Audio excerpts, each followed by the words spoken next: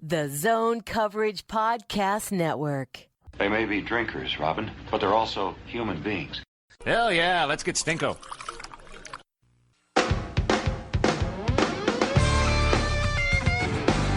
This is the Giles and the Goalie podcast as part of the Zone Coverage Podcast Network.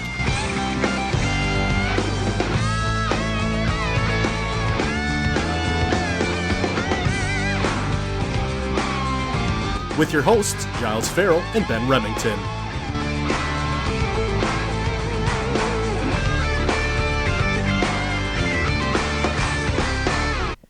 Welcome to the Giles Goalie podcast. For the last time, I am your host, Giles Farrell. Next to me is Ben Remington. Hello. For the last time. I'm going to do that through the whole episode. For the last time. Yeah, I'm sure people won't get Actually, annoyed. it's not going to be structured, so I'll probably stop saying that now. Yeah, we always say we're going to do stuff like that, and then we forget. Yeah. Because I forget. So do I. I have the memory of a 2-year-old. Unless you're asking me about the Super Bowl. Yeah. Then I can tell you everything. It's WrestleMania for me. Actually, I need to go back to school. I need to restudy. I feel like I've been slipping lately. On your Super Bowl? Yeah. Okay. Yeah. Not actual school. That Right. sounds terrible. Right. Yeah. I mean, if you could major in Super Bowl, yeah, Super Bowl trivia. let's do it. I've got a BA in Super Bowl trivia. Yeah. I'd have a A++ in that class. A doctorate. But yeah, this is our final edition of the Giles and Goalie podcast. After 247 episodes. Mm. If you try listening to those all consecutively, you would be occupied for about a week and a half. Okay. So That sounds terrible. right. Yeah, if you can sit through all the audio problems we've had, then good for you. Well, also, too, like, my brother listened back to a bunch of old shows. I know you would know people that did as well. And my thought was, why? Yeah, I mean, why this would you do is... that? No, Maybe that was our problem. When people were trying to listen, we would say why, so then we steered them away. But, like, it was a weekly show, and it was usually, and I use that term loosely, topical information. Like, Right. it's not like we did episodes that were super timeless, you know. Right. I don't know. My brother's weird, though. The Festivus one, the last Festivus one. Don't get me that's wrong. timeless. There are episodes you can re-listen Mhm. to. Yeah. But by and large, the meat, the bulk of our episodes were just weekly updates. And sure, there was entertaining stuff in there. God, I hope so. Oh, yeah. But no. Yeah. I tried to make it entertaining early on when we recorded at Unnamed Bar and Grills. And surprisingly, today even, people listened that far back because they made a reference to it. So Yeah. good on them for sticking with it after that, because even I'm embarrassed. And I have a pretty high bar of embarrassing. So Yeah. a little backdrop as to why this is the last edition of the Giles and Goalie podcast. It's too much to kind of put out on Twitter into 280 characters. But it just felt like it was time for us. Yeah. No, we're not being made to leave. Tom. Tom didn't make us leave. That would have been really funny, though. I mean, like, guys, Yeah, you it's got to actually hang it Tom. up. Like, this is just getting really bad. I'm surprised Tom didn't try to wiggle his way in here for the last That's true. episode. We didn't really open the door. I mean, usually Yeah. we don't need to for him, but yeah, yeah. he's always just trying to get under the crack under the door. Anyway, yeah, it was just time, and we've gotten very busy away from this podcast, and it makes it super hard to put together a show and talk about it for an hour. There's actually a lot that goes into a podcast. Yeah, I know. Besides the hour you just listened to. Right. We it's not like we prepared a lot, Right. but we did prepare a little bit. here I mean, and there. You have to factor in, the numerous test runs we have to take with our equipment before we record, like today, to make sure that what you hear is mainly listenable. And then, early on, yeah, I'm guilty of this. I didn't really prepare. But I did try to make sure I have relevant information in front of me. So, research and whatnot always there, especially for like our bigger shows. We put more into that. Yeah. Where we'd have, stuff written down even. Right. Look up stats. I'd look Yeah. up stats before I went on air. That's wild to think of now. And yeah, it just, when you kind of lack the time to do that, it kind of takes the fun out of putting the show together, because I think you and I both agree, if we're not going to be able to, do it the way we should, then there's no point in doing it. Go to the Ron Swanson quote, don't half-ass two things, whole-ass one thing. So that's what I like to try to live by. But yeah, it was time. It was time to move on, and somebody commented, the Wild are getting exciting. Well, yeah, we also have 7 years of fatigue of the Wild being Batman Forever under our belt, and that adds a lot of gray hairs to the head, whether I want to admit that or not. Right. So there's a lot of things, and if you want to find some other factors, I'm sure you can find some hints or two in that last Festivus show. But I'm not here to air grievances today. Yeah. Well, and we were super close to not even doing last season. Right. And so, we waited till the last minute. Yeah, we really didn't decide in 2019. I mean, it was really, last minute for us to decide to even do it again in 2019. And I think part of that is we wanted to send off, and we wanted to, we didn't want to just cut off dry like that. But then 2020 happened, and yeah, that was a fascinating. and so, I mean, we still cranked out podcasts, and up until a couple of weeks ago, but we had some good guests this last year too to make it all worth the while. Which I thought about that. I tweeted out, Bruce Boudreau was on this show for a little bit, and that was incredible. Yeah. Still to think about. You get into the show, you don't really sit to think about it until after the fact. But yeah, Bruce was as advertised, and he was our Everest of guests. Like, oh, for sure. We pined after him for all the seasons. How many times during the quote of the week segment did we go, we'd love to have Bruce on? Yeah. Love to have Bruce on. Well, we had Bruce on, and he was hilarious. Right up until he yelled at us for talking about soup. Yeah, we finally got Russo on during quarantine. Something, I mean, he had, he's been an ally of ours of sorts for many years, but never made it onto the show until this past summer. So it was cool to do that. We had a bunch of folks join us this summer. It was really great, and it just I don't know, maybe too little too late as far as the star power factor, but it was nice to do those things before we finished. We've had good stars before. Sure. Not to the level of Bruce or Russo, but somebody brought up the Chad Graff episode from 3 years ago. That was easily one of my favorite episodes we got to record, and we did it at one of those unnamed bar and grills. Even in the St. Paul unnamed bar and grill. Yeah. This was back, of course, when Chad was the Minnesota Wild beat writer. Yep. Now he's obviously moved on to bigger and better things, not so much about the team. But that was a good one. That's, and we could have just made this that same boring clip show, but no.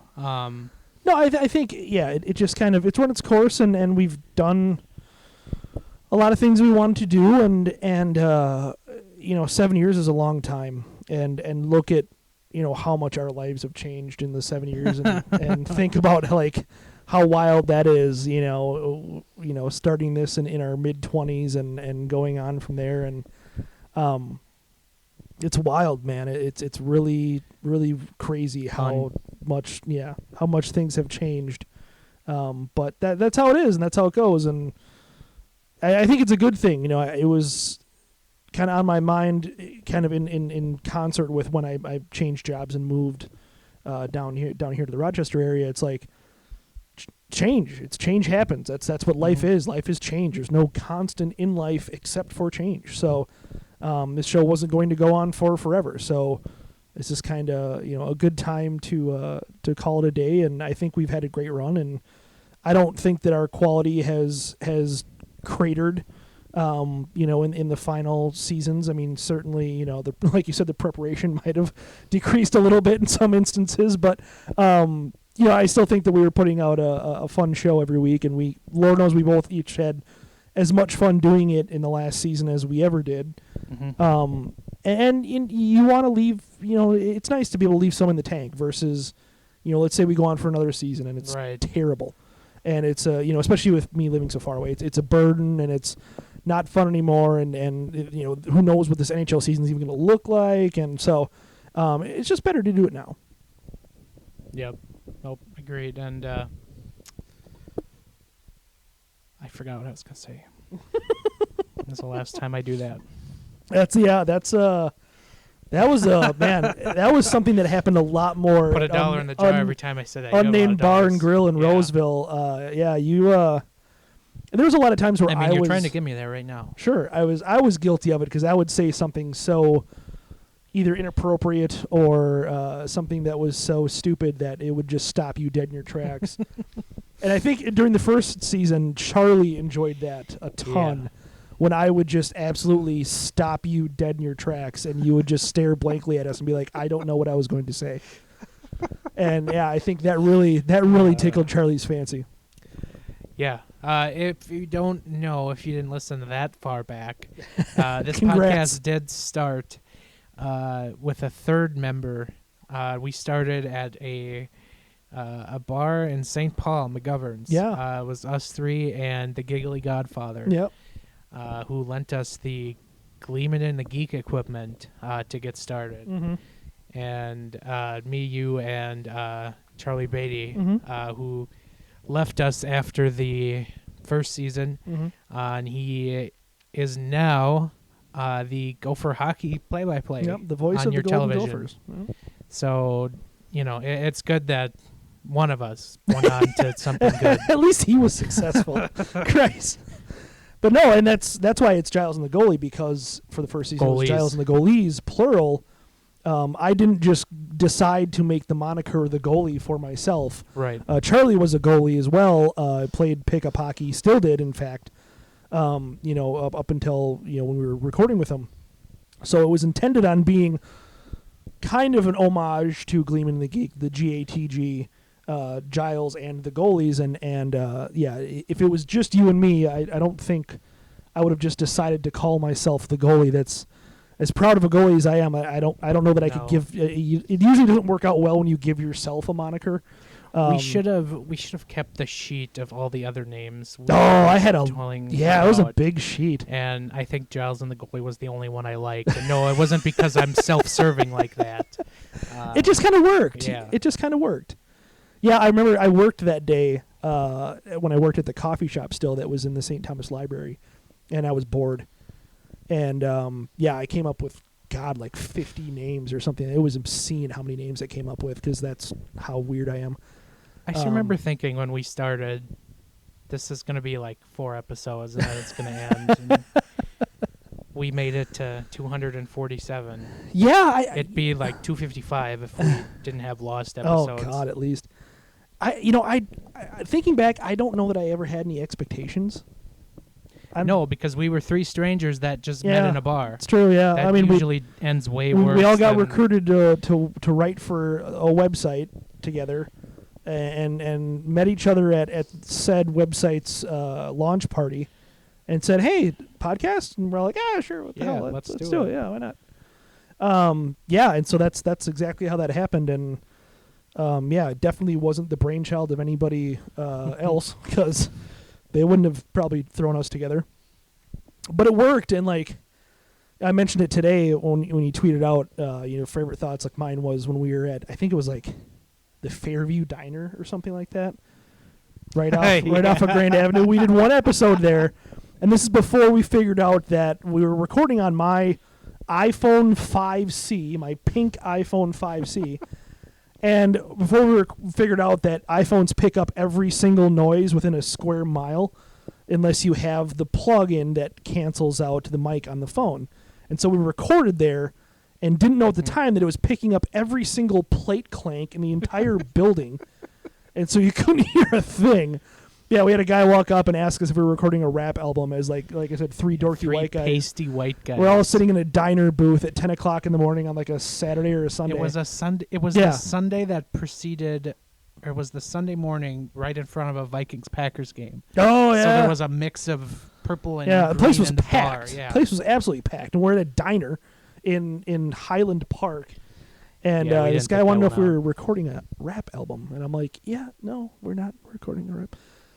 But yeah, that first season, that I kind of look on that with a lot of nostalgia, because it was so fun having Charlie on the show, and like he fit in so well between us, and so many shows that we lost. Like there was some that's the gold in funny there. part to me. You look back and like we had so many ridiculous, and we were trying probably too hard at that point. We had We all were. sorts of segments that were just had no business being on a podcast.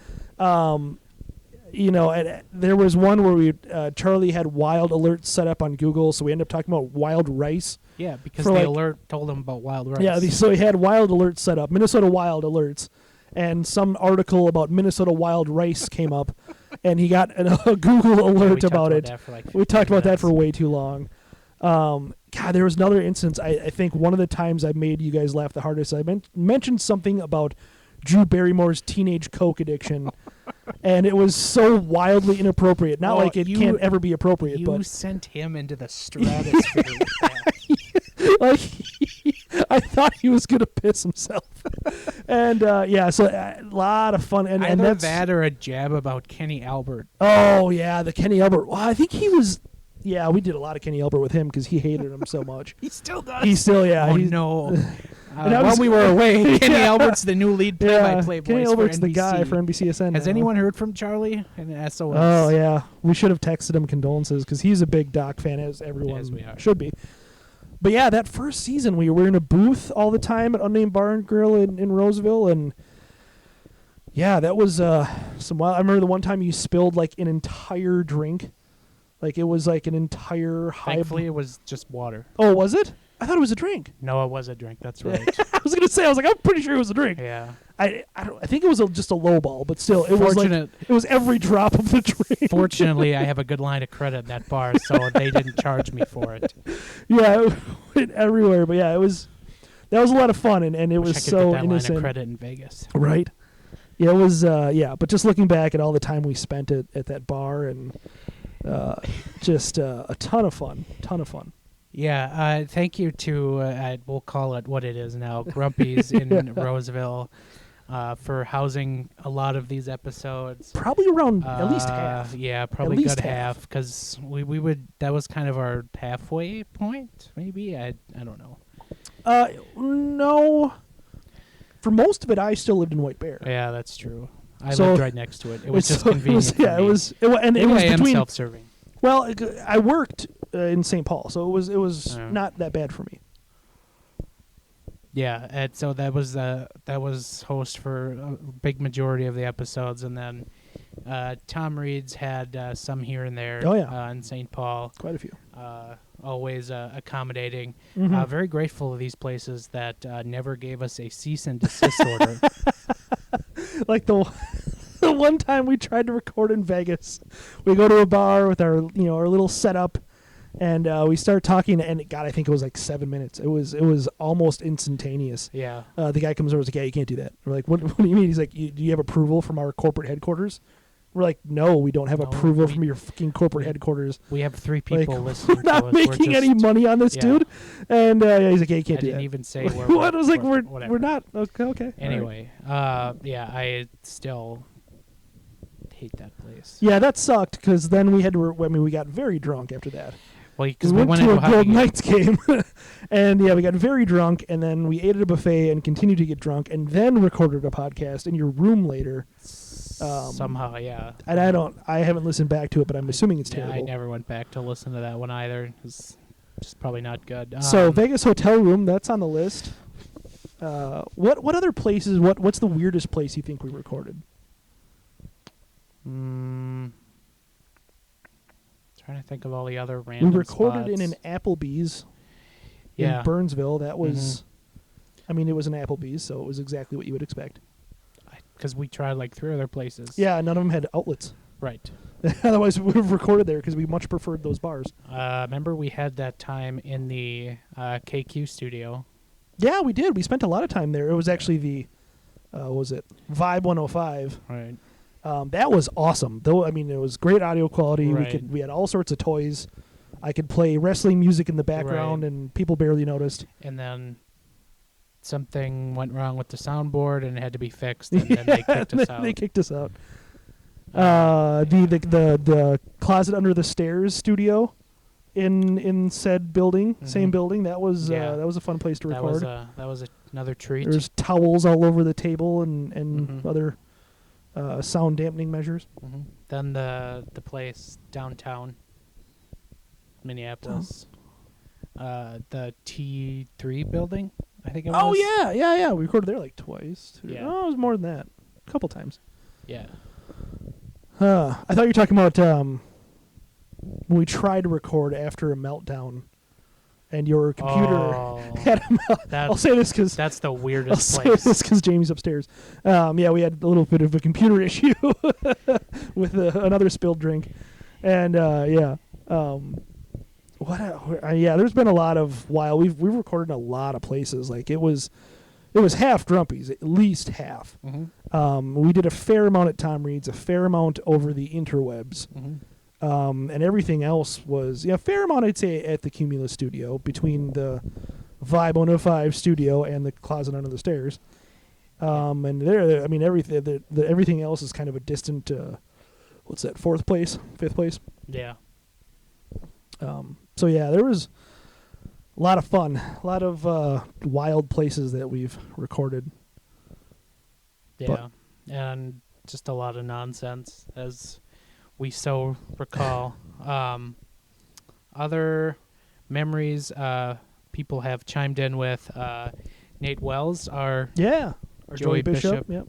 even though that's technically Tom Schreier's. Yeah, we won't give it to him though. Yeah. Don't want to give him too much credit. The Big Omelet story. That's a good one. That was one I had you going pretty good. Yeah, that's a fantastic Because story. I was at a perfectly buzzed point to where I'm a good storyteller. Sure. It's like it has to be in that perfect zone. It's like the hit meter in like Tiger Woods golf. If you're trying to hammer a driver so far, it's like yay big. You nailed it. Yep. The Big Omelet story is something I'll always cherish, even though it didn't happen that didn't happen on the show. It was just No. a good anecdote to share. Well, I believe it happened during the time we were doing the show. Yeah. Though. Like, it happened to you earlier I think that it was week. early on. Yeah. It was like, or it was a few weeks before we recorded that show, I believe. Yeah. Oh my God, I can't think of his original Twitter handle. And I'll come Serious back. Mashup? Serious Mashup. Yes. Our Thomas Vanek Yes. guy. And we're retiring with another Austrian, Yeah. Marco Rossi, Yeah. drafted. Yep. He says you're welcome, Yeah. by the way. He did call that He long did. before the draft. He did. You can As go soon as we back. knew the Wild's draft position, he was yelling out Marco Rossi. He's hammering it. Yep. Corner in the Crease, they commented on the Chad Graff episode, the Briz story. Yeah. Bruce Boudreau, the Around the Horn podcast we did earlier this year. That one was a lot of fun. Yeah, That it turned went out well. extremely like when you come up with ideas, and it was quarantine, so I was throwing all sorts of S against the wall. That one turned out better than I even thought it would, and I had high hopes for it because I knew we had a great cast of folks. We had Tony and Joe are good friends of ours, obviously great wild writers, and then the Bar Down gals, the Bar Down Beauty gals that were awesome and joined us for the first time, and yeah, that was a lot of fun. There was little tweaks that I would have made if we were to do it again, but it turned out great. It turned out really good. Yeah, that was a really good show. Another one from Serious Mashup, reminding us of the Brian Reynolds episodes. My favorite one was, Reynolds has this infamous Oilers thing. And he was talking to us about early hockey memories, and he told us about going to a North Stars game and watching them lose to the Oilers. And he didn't even realize at the time, and I noticed it right away. I said, "Oh my God, this is like your Batman villain origin story. Like this is Batman Begins. This was the traumatic life event that led to your Oilers hatred." And I don't know that he still come to terms with that. No, he still violently hates the Oilers. Well, yeah, and I don't blame him, but still. Anytime he gets to dunk on them, he will do so. So, why did we have him on again? I'm just kidding. That man has he might be notoriously I'm trying to think of the word. Toxic. Yeah, toxic on Twitter, but if you're fortunate enough to call him your friend, he's actually a very nice person. Yes. So there's a spoiler. He will yell at me tomorrow for saying this. I believe that same episode that I'm talking about, the origin story, after the episode stopped airing, we went to the bar. And I believe that was, we both got, well, all three of us, rather, we both had quite a few beverages. Yeah, we did. That night, so. Zach Raskovich apologized for the Beer House episode in Vegas before we recorded, which he came up and hugged me for our love of Liverpool, which I replied, "You never have to apologize to." Yes. That's been a fun undercurrent to our podcast, is we are like, we're a Golden Knights podcast, of course. Yep. But we're also like kind of a low-key Liverpool podcast as well, obviously on your end. Well, yeah. More so, but... They've won 2 championships. Yeah, I know. It's great. I know. He's waiting for you to yawn, by the way. Oh, you yeah, did sorry. right before I hit I know. record, and like, I should that's have gonna be saved it. Let's see. Tom Dunning. Sorry if I said that wrong. He enjoyed any of the drunk bar episodes. Tom, me too. We had a habit of recording on Sundays. Which worked out great. Vikings games. Yes, and so followed Vikings games, so Giles was already in the bag. And then we would go to Grumpy's, and they would have bar bingo, which was musical. Usually you'd find a happy hour in there, too. Yep, and so we have happy hour and then bar bingo, and all of those things were just a delightful combination for many episodes. Yes. Let's see. That was everyone that chimed in. The Bar Down Beauties did say we are awesome. Thank you for bringing fantastic hockey content to the State of Hockey podcast airwaves. So thank you to them for their lovely words. Mm-hmm. And they just started their second season. Congrats to them. They're on the Talk North. Talk North. Yep, under that banner now. So good, very cool. And yep. So they're they're far more legitimate than we ever were, Giles. I mean, and rightfully so. They're actual hockey. They're way more like journalists. Respected, they're actually allowed in the building. We're just buffoons. We are not. Yeah. I'm trying to think of what else is good. There's so many memories. What was your favorite recurring bit? There's a fair amount. Well, we're going to come to the one in a little bit. I've got that stashed for the end where it belongs. Sure, of course.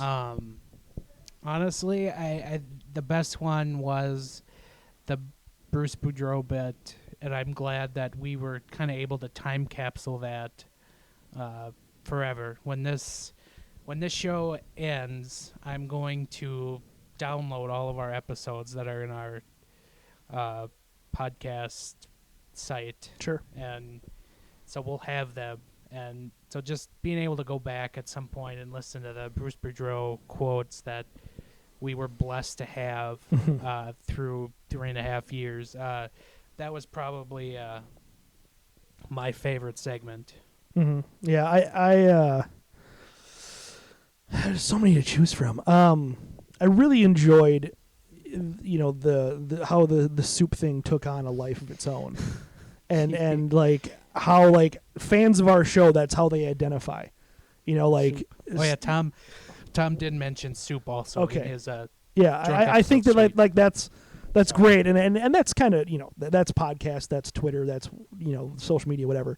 Everything comes down to a weird and stupid food debate. But I really like how that, like if we were a bigger show, if we were anything that actually mattered, if we were on, a bigger platform or whatever, like the soup would be like people like they would call themselves like supers or something. Like it was that central to our podcast's identity. That, like I included it in the logo and I made a new logo. Like it was such a big deal for our show. And it all stemmed from me trolling you about having soup for lunch one day, and it just absolutely took off from there, to the point where Bruce Boudreau yelled at us for arguing about soup when we had so much else to talk about. But let's not forget when Craig Custance just obliterated you. Yes, that was funny because it was we recorded an interview with him. He was doing a book tour, so of course he said yes to us because otherwise he wouldn't. Book was have. good. 10 out of 10. Yeah. So I had to jump on Skype and I was in a conference, or I was in a spare office in our Phoenix branch, and you and Tom were back at the studio, and he I always liken it to anti-aircraft fire because he absolutely just destroyed the question instantly. That was like the car in Goldfinger that just got put into the compactor and was made in a cube. That's how bad he annihilated. Yeah, you. he just thought it was the most absurd question that somebody wouldn't find soup to be a meal that he's ever heard of, and I was just like, I can't even, I can't come back from that. Like I'm not gonna argue with Craig Custance. I'm looking back at old episode titles. Underrated episode was, I believe it was our first episode with Drew Cove when we had the roast of Tom Schreier. Oh, okay. That was a delight. Yeah, it was good to finally get Drew on. I know we had meant to for a while, and the fights that him and Tom have had over the St. Paul Minneapolis thing, which we were very passionate about, that's been a lot of fun. That was a great Twitter bit too. Oh, if you think that just goes on Twitter, let me introduce you to the Slack channel where it just is a constant as well. Good. I'm glad to hear that that's still going on.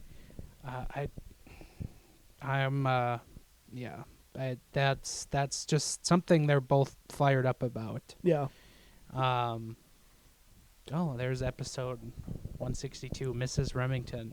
Think about that when we started this podcast, 2 wild stallions. Now we sit in a basement and our wives are upstairs. Yeah, we're sitting amongst a bunch of baby toys. I had to throw Tickle Me Elmo to the jump side. in the ball pit over there. Yeah, there is a ball pit in my basement.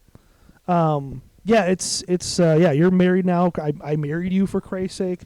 You did. It's wild. I've got somebody let me have a child. We should trigger them to come down here and have a rehash of prostate exams. Oh, Jesus Christ. I don't know if we want to do that. That was an episode that that was funny because we did that episode and I was like, God, that was ridiculous. And usually I love ridiculous things, but it was just it was so. It's just one of those things when you're done recording, you just go, what have I done? And then Tom loved it. Tom thought it was hilarious, and I'm just like, oh, really? We don't want to tell our wives that because the back then half of it was them needling Tom to get a prostate exam. It's we don't want to encourage that, Tom. That's not a good idea. I mean, you want to get a prostate exam. I mean, yeah, be healthy and all that, but this is not the time or the place to be promoting those kind of things. Yeah, people tune in for the hot hockey takes. Mm-hmm, exactly. Not the prostate exam. No. Oh yes, there's the Custance episode, the Mhm. Green Thrashers. Oh, I almost tweeted that at Custance yesterday when the Stars released their neon green jerseys, and he commented on it. Yikes. I was working, so I didn't have the time. And Mhm. if I was bored, I would have. But that would have been great. Yeah. Yeah, just going back, episode 100, after the Wild were down 3-0 to the Blues in that series, they should have won. The infamous Jake Allen. Yeah, that was podcasts after dark. Those were good episodes. Mm-hmm. Those were some good ones. Yeah, it was. Yeah, there was definitely some ones that were more drunk than others. The Twins Daily Meltdowns, the ones that we did get in. Yeah, we had a lot of stars, and it was kind of funny how like our guests evolved from recently we've gotten big names and all that, like people that they cover the evolved team. from my roommate to Like the first couple of seasons, our guests were like our friends. Like like your roommate was on. We had some other friends, like just friends from Twitter and stuff like that. Like, not saying these people aren't warranted to have their opinions, and they were all fun guests. Like, right. I mentioned this when we announced that this would be the last episode, and I 100% will die by this. Every guest that we had was great, Yep. and it kind of almost astounds me. Like, we probably had There was never a bad guest. we probably had 50 guests plus, Yeah, probably something like that. and It's a good number. and every one of them was great, and there wasn't. I mean, obviously varying degrees, and not a lot of people can compete with Bruce Boudreau, but there was not one of them where it was like that sucked. There was not a single guest where I was like, man, why did we have that person on? What a terrible, terrible episode. Right. And like the episodes that I didn't like were more so the ones where it was just us. Even though I know I preferred the episodes where we could just kind of spiel, Riff, yeah. but I mean, yeah, every guest we had was brought something, and it was great, and it was fun, and we usually had a great time, and we were to do so many of them in person. Chad Graff we had at Tom Reed's, and Chris Long met us at Grumpy's, and That's right. he was a good Dave. Yeah, Dave Schwartz called in. We were in the studio. He called in, but it was Him and great. Chris were both good. And Yep. Dave needs his own podcast because Yeah, he's great. He's just a entertainer unto himself. Yeah, it's great, and so tons of gratitude, and I'm sure we'll get into that, but especially to our guests. Like, it was, we obviously were not paying anybody anything, No. and there was nothing. We let people did promote this of things their own free will. Yeah, people joined us on their own volition, which is amazing when you think about it. But just incredible list of guests that we've had, and from the very famous to the not famous at all, and every single one of them was great. Right. Yeah.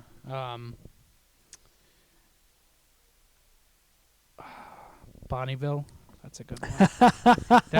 that was from. I forgot to fire this in there. I was going to, but then you talked about Wild Rice, and I got off track. But one of the other segments in season 1 that was kind of out there was we looked at players' hometowns. Yes, I totally forgot about that. The Bonneville episode was Jason Pominville. No, Justin Fontaine. No, I'm pretty sure that was. No, it was Fontaine. He's from Bonneville. Okay. We're gonna go Well, into the go machine look it up. here. But the best one. The one it Yeah. never saw the light of day. No, it didn't? I don't think it did. I thought it did. Well, let's look. I After thought, I look at Fontaine. because that one was when we recorded yeah, on. Fontaine is from. You're right. Yeah. It's from Bonneville. I thought we recorded that because we recorded that one on my computer with my phone just sitting out soaking up the ambient noise. The least technological podcast ever recorded.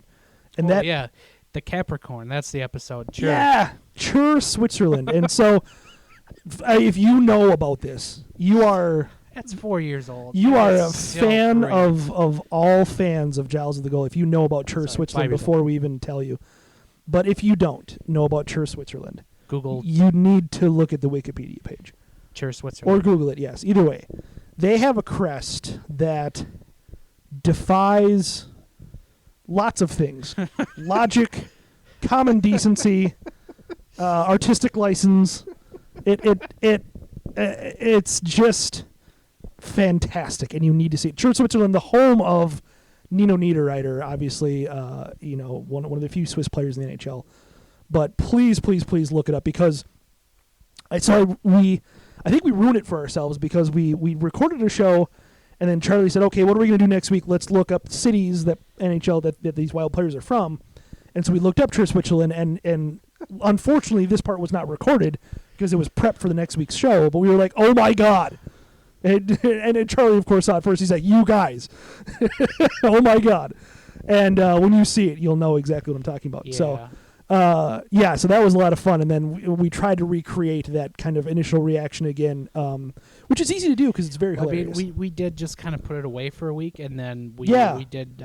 So it was fresh again, so it was nice. But that is I will say that is the most underrated moment of Giles and the Goalie, was the Chur Switzerland, like, what am I looking at? Yep. If you Google image search Chur Switzerland crest, and you go either the first or the second one in, how is that a thing? Your eyes will be drawn to something. It's amazing. That is a Capricorn. That's what we figured out that is. And it Right. even gets better in the coat of arms. Oh my God. It's level of detail. Even the bear. What is that? I don't know. I'm going down a dark hole with this. Yeah, I'm thinking you searched something else No. at this point. Chur Switzerland crest. Wow. That's, Amazing. Anyway, very underrated moment from very, very early on in the show. If you remember the Chur Switzerland story, hearing it for the first time, whatever it was, 5-6 years ago, please let us know, because it was a fantastic moment in Giles and the Goalie history. I'm sending this updated crest to Charlie now and see if I can elicit. Wait, a that's an response from updated him. request? Well, it's a newer crest than the one we are. Oh, is it? I don't know. Oh, that Or, sorry, one. the Okay. coat of arms. Yeah. Sorry. Okay. Oh, I thought you were talking about the bear. No. I was like, Jesus, they replaced that with that? It seems like a lateral move. Anyway. Yeah. So that fun little trip down Yes. memory lane. Yes, We did also try to dabble with some videos and things like that on our YouTube. Yeah.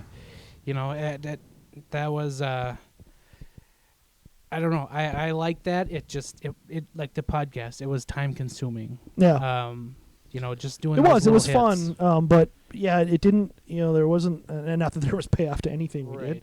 Let's be honest. We never made a dime off the show, but it was, we thought the Jersey segment especially, like, made a lot more sense to do it visually, a lot more sense to record us, put in a bunch of pictures, put it on YouTube.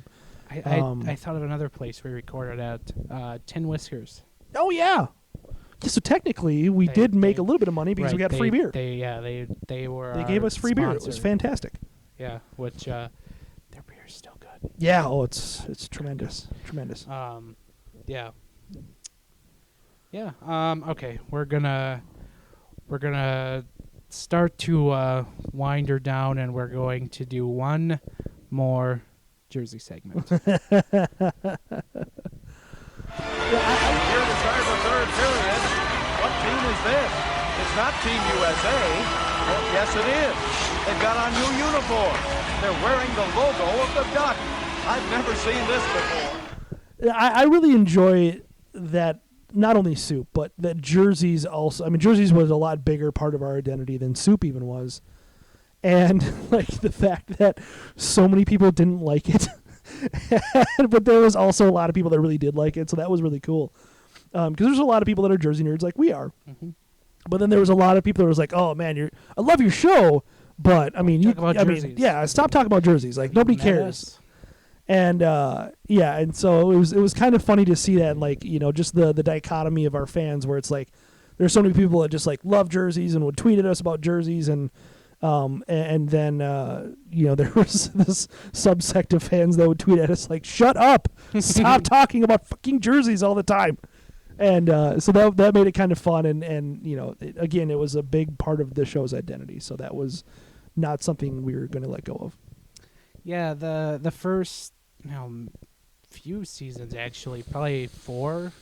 I'd say we had some kind of topic in mind, or we had a Yeah, it was actually planned. We had a point of emphasis with it, where it was, okay, we're going to talk about this team's, their best jerseys, or this team's third jerseys. I know we or did that because jerseys they should go to. Yep. And obviously it did monopolize a lot of time on the show because we can talk about it for a long time. Yeah. It got so bad to the point Tom had to tell us, you need to shorten this. Well, it's because our podcasts were an hour and a half an hour of that plus was our jersey segment, and Tom's guys, we'd get in too much. 50 minits of the regular show, and then we get to the jerseys, and then we'd buzz through 30 minutes of that. Is this so easy to talk about? Yeah, it's what we do here. Any hot takes on the new jerseys we've seen so far? We've got a few out there. Yeah, most of it bad so far. I think the retro reverse thing is kind of a neat, unique idea, just in not trotting out throwback jerseys out there over and over again. Mm-hmm. So I kind of like it, but at the same time, like, it's still not the same. Like the Penguins, for instance, theirs was leaked. It's a white version of their black, call it Yager era jerseys with Pittsburgh diagonally across the front. I love those black jerseys. I think it's iconic. It was a huge part of Mario Lemieux's career and almost all of Yager's time in Pittsburgh. But now they're white because it's retro reverse, and so it doesn't have the same nostalgia feel, which is good and bad. I guess it's something new that we haven't seen, but it also lacks a little bit of that nostalgia. And like the Flyers one, I don't know what they were basing that off of at all. It just seemed like I don't know what they were going for exactly. With it, kind of looked like a jersey they'd used before. It didn't really look like that though. Their '90s jerseys. Yeah, it looked like it was so kind of a weird. It was like a faux back almost, where it was like a combination of a couple of jerseys. And then we've seen a couple of other leaks. I mean, the Orange Wild Wing leak, I think, is the most bizarre thing that I've ever seen, and really hope that doesn't come to light. But I don't want to talk about it. Yeah, I don't blame you because it's not pretty, and there's some other stuff too, but there's been official jersey launches. The Flames announced they're going to throwbacks, which is fantastic. Mm-hmm. That's a great look and overdue. And the Stars just announced a jersey yesterday, and man, it just I didn't know anyone wanted neon green in the palette of hockey jerseys, but apparently they do. And and they call it skyline green. Is there something neon green about Dallas's skyline? One of the buildings apparently in Dallas lights up in like that neon green color. Okay. And that's okay. That's iconic, it. All right, quote unquote. Sure. Well, and then that'd be like the Wild, incorporating some kind of weird neon day glow red into their jerseys because that First National Bank building. We're just gonna have like day glow red orange because of this, iconic light on top of this building. Well, that's the patches on the shoulder have a 1 that connotes the First National Bank and number 1 fans.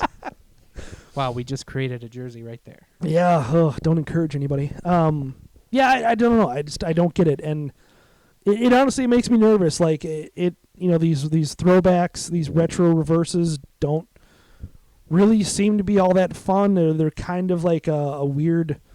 It's like a half member berry, and then the third jerseys. This Dallas one is brutal, and I don't know. It doesn't give me a lot of hope. Even though luckily we're only a few leaks in, or a few actual announcements it doesn't in. Give me hope. But it feels like the Dallas one is trying so hard to do something new and exciting, and it's just like, but why? Why do you need to do that? Yeah, you don't need to. Keep it simple, folks. Simple, always better. Yeah. sometimes not too simple, but just simple enough. Yeah, and we mentioned this before. The Wild, it's kind of more or less confirmed by Russo that we'll be wearing some form of North Stars colors. And I'm gonna actually am doing a Wild jersey concept for the site. Okay. Which I'm actually including the photos you sent me. Oh no! Yeah, just be like, well, there's only so much you can do. Yeah, that was gross. Yeah, it just I don't know the North Star colors. We've talked about this. It just doesn't.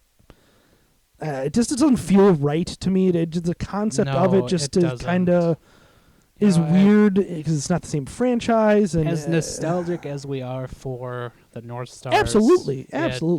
It just feels like that's something you need to pivot away from. Like either be the Wild or be the North Stars. Don't try to be both. Like it just has a gimmicky feel to it, and you're just trying to pander to both crowds essentially, and it just pick a lane essentially. Yeah. That's the kind of stuff that makes additional jerseys, which should be fun and entertaining, part of sports.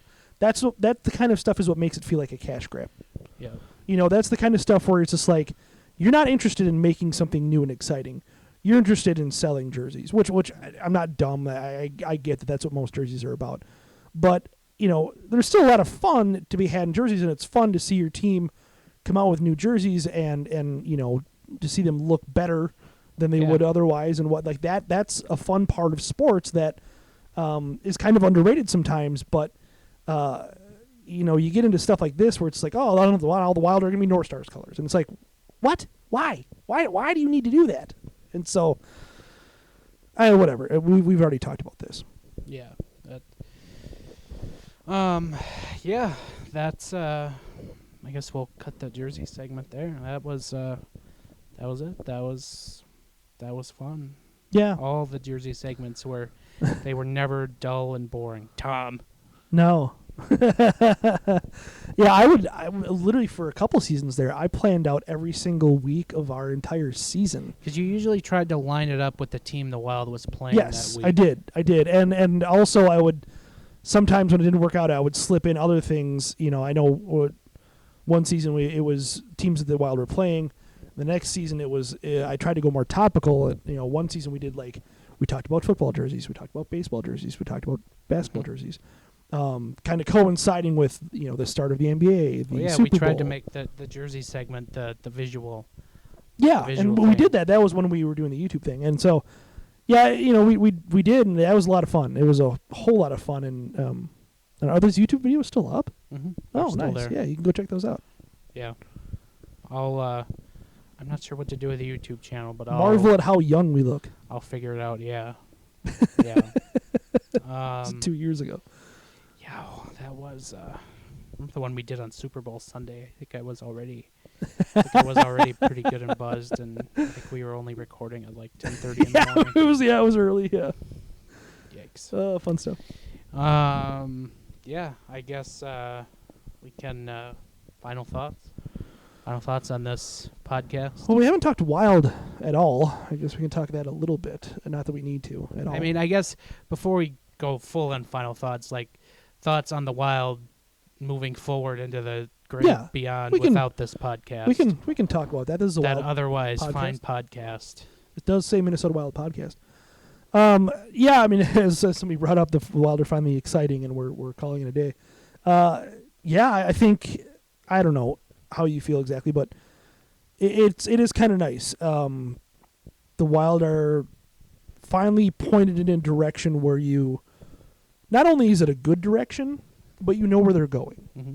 And obviously that doesn't mean they're a cup contender next year just because they're pointing in a good direction, but you know where they're headed.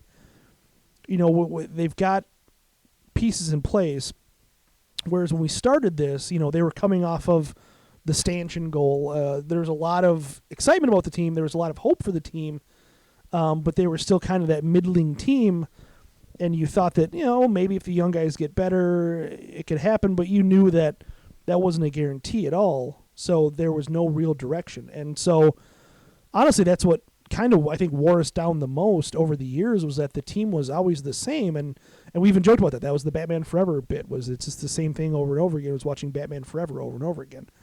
So it's kind of nice now, and I think that certainly there's criticisms to be had, but I think Bill Guerin has done a good job, and I think that Bill Guerin is someone that it seems like you can trust.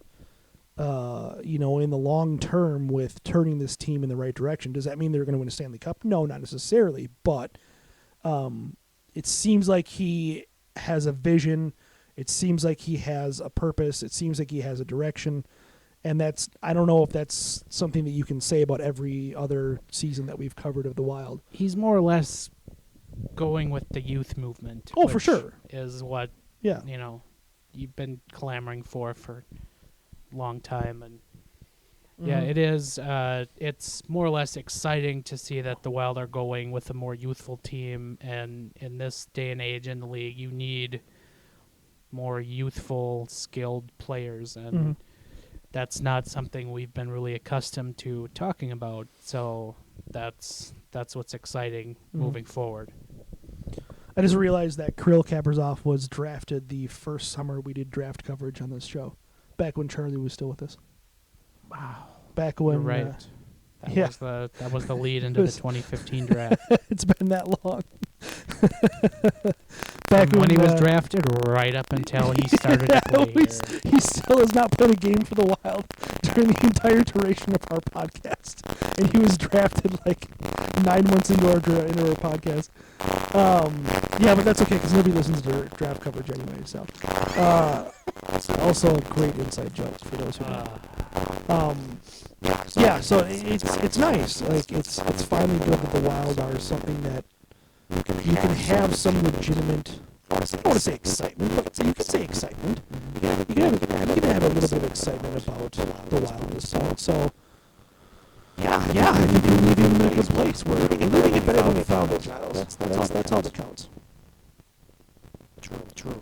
I mean, when we started where we were, two playoff seasons in out of there ended up at six. Yeah. So at somehow they got to six. Yeah. Considering the roller coaster. Yeah. You said you hit the nail on the head in a much place. When we found it. So how fun. Sure. Go ahead.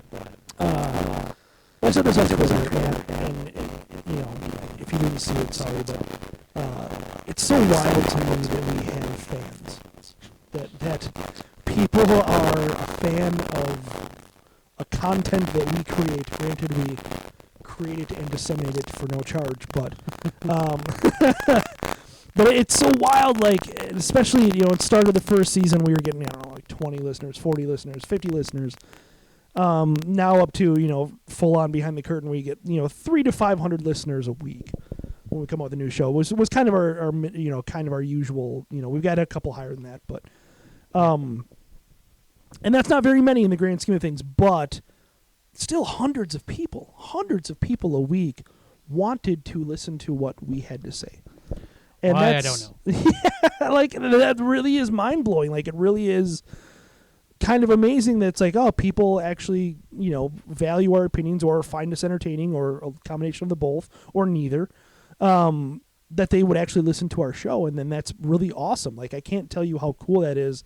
And to have met so many of you too. We had watch parties and other get-togethers where people are like, hey, I love your show. And it's just like that, I was probably a little bit standoffish at the time, and I probably didn't respond the way that you had hoped because I'm socially awkward like that, and Same. Giles is too. So sorry for letting you down again. But it is really cool, and genuinely it's a really cool feeling, and it's crazy to think that people liked what we did and people liked us and what we said and had fun with us and enjoyed the ride. And so I can't thank everyone enough. All of our fans, like I said, I thanked our guests, Tom and John, huge parts of this show. It is so cool to have a quote unquote boss like John Bonus or Tom Schreier, who have kind of interchanged as our boss throughout the years here.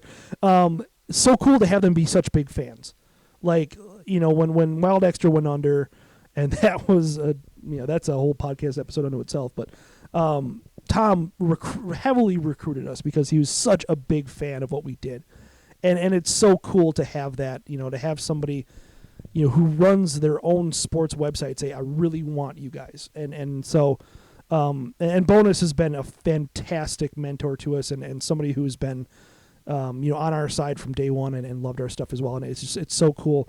And the fans, it's so cool. I can't express how cool it is to have people that enjoy your show. And I appreciate, all of the communication we've had, all of the Twitter, all of the Facebook and in person and, all the way down to the terrible reviews, which led to maybe some of the more fun moments on this show. It's so incredible, and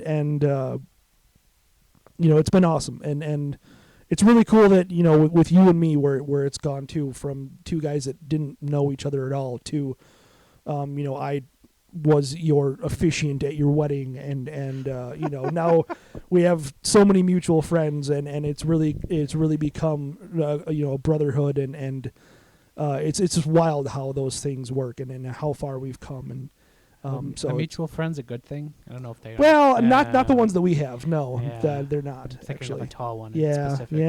yep. I agree. That's all I got. A lot of what you said. Thank you to everyone who's listened to this otherwise fine production through the years. I can't thank you enough. Even though I forget what I'm saying, bumble like an idiot, fumble my words for more than obvious reasons. Yeah, it's been fun. And thank you to John, who helped get our feet off the ground in this great experiment, and thanks to Tom, who picked us up in essentially an expansion draft, more or less, or I should say a contraction, a dispersion draft, dispersal draft. Because he was on us right from the he jumped on us yep. He wanted us for some reason, and I think we did okay. Yeah, we did all right. Whatever, probably fine. But and for those wondering, I will still be writing at Zone Coverage.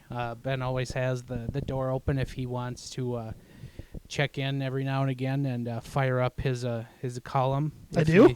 If he's so inclined at some point. I didn't know that. Yeah. Okay. Yeah. Door's Maybe. always open. Yeah, all right. You're an original. I'm what's that? Emeritus. Writer emeritus. Yeah. It's funny, the other day I didn't realize how tenured I was at Zone Coverage until when I was on the phone with Tom, he used the term grandfathered in.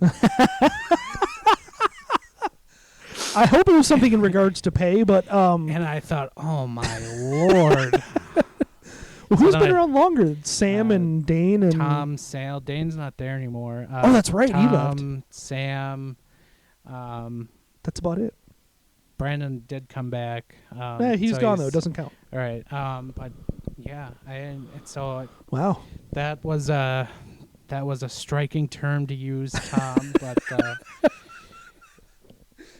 especially in my old age. Sure. Yeah. Of 31. 30. Yeah. But I when we started this show, I didn't know what to expect. Like you, I didn't have a clue what I was doing. I was so nervous the first time we recorded. And I think about that a lot. Every once in a while I check in and I listen to the first episode. Oh, really? The James Taylor episode. Yes. Where we complained about all the boomers that were there to go to a James Taylor Taylor concert. Yeah. I still hate him. But I didn't have much to say, so nervous, and it evolved into this show where I can't shut up anymore. I had 240 some episodes that actually made it to air, and that's something unto itself. And it's I think the thing I can think of about yourself is I get on my wife all the time about when she's talking about you. She refers to you as my podcast partner. And Yes. when we started, yes, that's Sure. what it was. Yeah. But I'd get on her about it because I'd say, I don't like that. I hate that term. It's just weird. Just why can't you just say my friend? Right. Why is that so hard to say? And that's probably the best thing you can take out of this podcast is my friend. Sure. So Yeah. as you said, we've also got plenty of mutual friends now, Yeah. good and bad. Yes. So yeah, that It's wild. It's just absolutely crazy. it was lots gained. Yeah. Yeah, it's weird. And all the way out up to officiating your wedding and don't think we would have predicted that. Where did we meet John at? Downtown Minneapolis. No, we Yeah. did. It was It was we right, met right for by the site. the It dome. was- Dinoco? yeah, Dinoco's. Dinoco's. Okay, Yeah, that's what I thought. That's what it was. Yeah, Weirdly enough, it was just you and me. yeah. It was the Wild Extra talk too. There was Go no figure. there's no podcasting discussed at that point. 'Cause, yeah, we had 7 or 8 people who started Wild Extra, Yep. but it was just you and me in that original meeting. Yep. We had no idea who each other were. No. Thankfully, because I had no idea who you were, I was shy and didn't come out of my shell, and you just talked the whole time, so I was fortunate. What's funny too is I was talking to John for like an hour before you got there too, Yeah. because like me and John were both early and you were late because that's back when you worked in Oh, like Eden Diner or Eden oh, Prairie yes. or whatever. That's terrible. And so me and John and me being as dumb as I was, couldn't stop telling John about how much I hated K-Fan, not knowing that he was on that station at that point, like because I had rarely listened to it enough to know I knew who he was, but I didn't know that he did like a spot on K-Fan, weekly, and so I was just like, oh god, I just hate it. It's just terrible, and so that but it was John, so he was totally cool and great and. Very understanding of my viewpoint, but yeah, it was a very interesting night. I'll never forget it. That's for sure. Yeah. I just kept thinking, God, this guy talks forever. Little did I know. Get a couple of beers and That's all you needed. No, I mean I talk sober. I think I was trying to be dry that night. Yeah. But usually when I say I'm trying not to drink when I'm next to John, then that usually goes south Well, now, pretty quick. especially now. I mean, now that we know him so well, it's Yeah. you can't stay sober around John. It's just not an No. option. No. So that can do it. We'll call it a show. Again, thank you to everyone for tuning in. There was the last one, the last yawn. He got it in, folks. Squeeze it in there just in time. You can. I mean, if you want to go back and listen to this show, we're still on all the platforms right now. Fairness and warning: at some point, the show will come down. However, all the episodes will come down off of the various platforms, but the feed is staying with the Zone Coverage 10K Rinks banner. So I thought the episodes were staying. No, I'm going to take them down. Oh, okay. But They'll they'll still have a be on fresh- YouTube. Right. Yeah.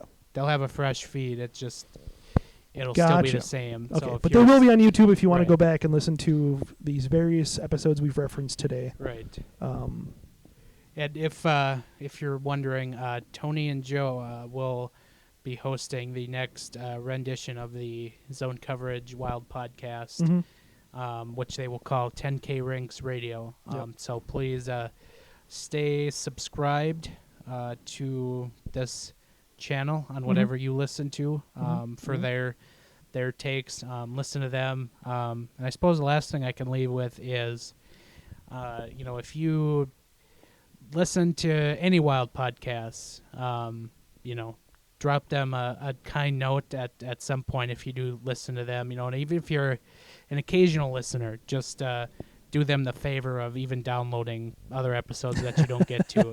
It does help them a lot. Yeah. And that's the other thing I think about is there's a lot more Wild podcasts on the scene now than there was, 7 seasons ago. Yeah, it's wild. There somebody ran down a whole list of them this not that are pretty recently that they were nice enough to not include us.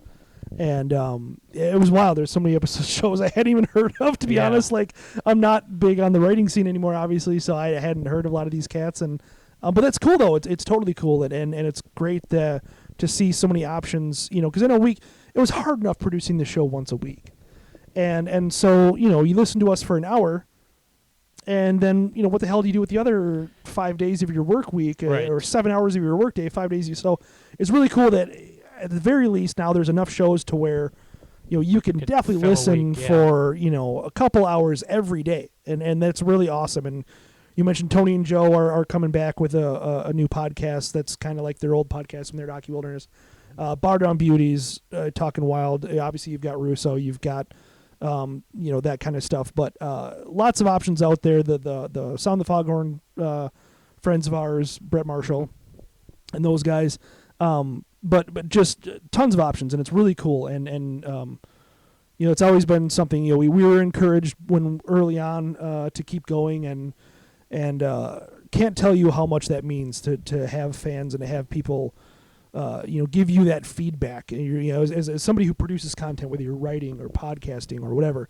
Yeah. Just to get somebody to say, "Hey, man, any feedback is good when you're in that spot. This article was great," or "I love your show," even with criticism. I mean, like I said, we had so many people tell us they hated our Jersey segment, but it was still cool to know that they liked our show, and so it was, and so I can't tell you enough how much that means, and so please continue to support all the other Wild podcasts.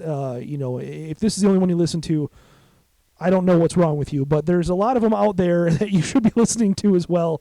And even if they're not your particular cup of tea, or they don't talk about jerseys for a half an hour or show, they're still good people. So I encourage you to check it out. Yeah, show them the love that you showed us, and we'll leave it at that. We'll probably pop our heads in at some other time somewhere on a podcast, maybe. Yeah, I mean, it's at the very least, Panda Pete will probably have us on his twin show. I've been asking him for a while, and I think he's afraid. He's defeated with us. And I don't blame him for being afraid. I would be afraid if I were Why? him too. But I'm his best friend. Well, that's true. It's very true. So yeah, that will do it for us and the show and everything that goes with it. So we will chat with you on the other side. Later. And so it has come to this. I am one of the lucky people in the world. I found something I always wanted to do, and I have enjoyed every single minute of it. I can only tell you that it has been an honor and a privilege to come into your homes all these years and entertain you. And I hope when I find something that I want to do and I think you will like and come back, that you'll be as gracious inviting me into your home as you have been. I bid you a very heartfelt good night.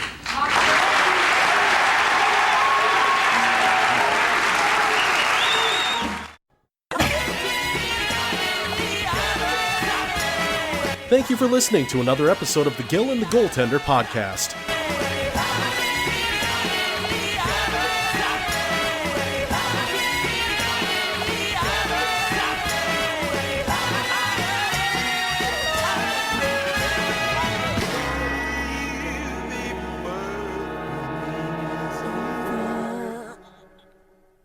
That's not resiliency. You're making it sound like we're good. That's all. I'm done.